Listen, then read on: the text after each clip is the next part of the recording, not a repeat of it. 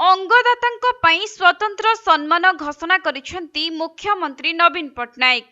तेबे अंगदान करी अन्यर जीवन बंचाउथिबा व्यक्तिंको त्याग और सहयोगर स्वीकृति स्वरूप सेमानंको शेषकृत्य राष्ट्रीय सम्मान सह कराजिबो बोली मुख्यमंत्री घोषणा करिसेंती।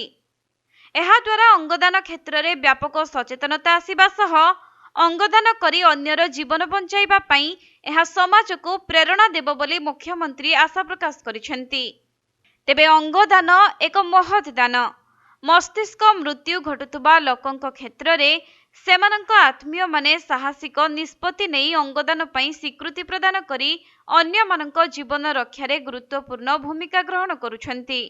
सूचनायोग्य जे राज्य सरकार एही अंग प्रत्यारोपण प्रक्रिया को अधिक सुगम करिबा पई 2019 मसीहारे state organ and tissues transplant organisation बा SOTTO प्रतिष्ठा करिसेंती।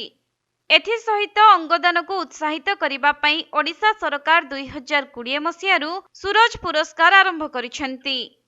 अन्यपटे अंगदान करुथुबा व्यक्तिंको आत्मीयंको पई मुख्यमंत्रींको रिलीफ पांठिरु 5 लाख टंका सहायता प्रदान करा जाउछि। सेहिपरि प्रति वर्ष विश्व अंगदान दिवस अगस्ट 13 तारिख रे मुख्यमंत्री अंगदाता मानंको निकटतम आत्मीयंको मध्य सम्मानित करिथांती।